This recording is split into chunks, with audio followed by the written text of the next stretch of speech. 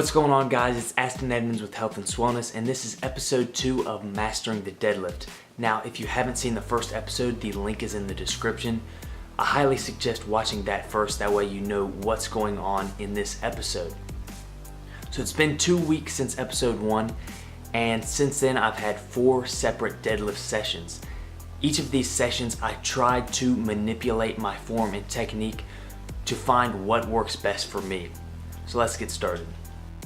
During the first session, we tried to mimic the theoretical form that I came up with in the previous video. Here you can see them side by side, although you will notice they are a little bit different, and that's just because the practical application isn't always the same as the theoretical side. So my body just couldn't get in a comfortable position without altering it slightly. This was 320 for 2 reps.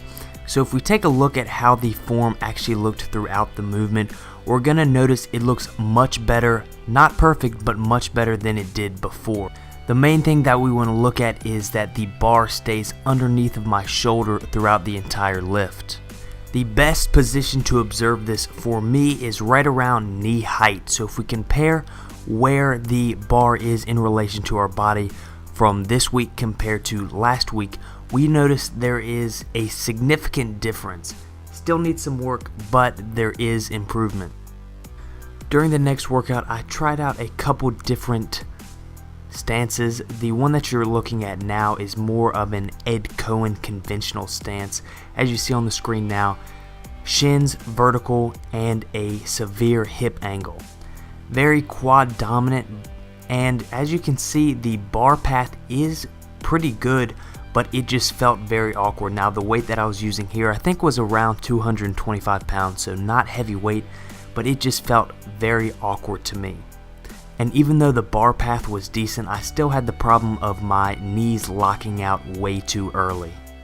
Next up is the infamous sumo stance. Now, granted, this is almost a semi-sumo stance because I'm not able to get very wide or very externally rotated, just because it feels very uncomfortable, and I actually have been injured in the past trying to do a super wide sumo. So spoiler alert, out of all the clips, the sumo actually looks the best. I'm able to, maintain that straight bar path. My shoulders remain over the bar throughout the entire lift. My back doesn't round in a dangerous manner, and my knees are not locking out too early. Plus, after I do the sumo deadlifts, I feel a lot more activation in my glutes and hamstrings. And since those are the prime movers in the deadlift, this is definitely a good sign, a step in the right direction. But let's take a look and compare, the critical point about knee level. So as we can see, shoulders are, pretty close to over the bar.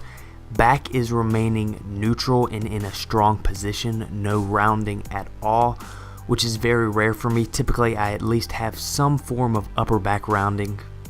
And to be honest, this is probably the sloppiest my sumo form has ever been. I think I was just rushing through it because I was just getting so fatigued from the workout overall. So the final variation is repeating the form from the first clip, so our theoretical form, but I added in using my Olympic shoes. Now, the theory behind this is I'm so used to activating my quads while using these shoes during the squat that it should be easier for me to increase my quad activation while using the shoes. The downside is they do add, almost an inch to the heel, which increases the tibia length, which then I have to compensate by increasing some of the other angles. So now let's take a look at all of them at that critical point, the knee level side by side. So from left to right, on the left we have more knee flexion. Second from the left we have less knee flexion, more hip flexion. Then sumo, and then knee flexion with Olympic shoes. Now, it is hard to tell because all these aren't from an exact side angle. They are from, a couple degrees off, so it is hard to judge them straight up against each other.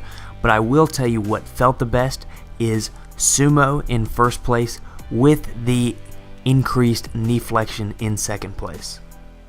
In addition to finding a better technique and position within the actual movement, I need to figure out what my limiting factors are.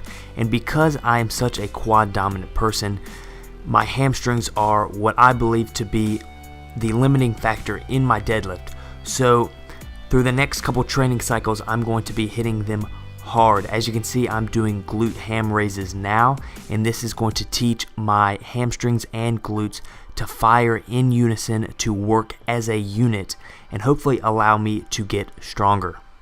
But that's pretty much the end of the video. The purpose of it was to kind of show you how minor changes can affect your overall form and technique, and to try and help anybody who's struggling with their form to, come up with little tweaks that they can do, i.e. increasing their knee angle or their hip angle, to hopefully help everybody get stronger together.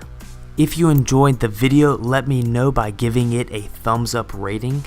Also, if you would share the video, that's what really helps me out the most. Since I'm a small channel, that's what helps me grow.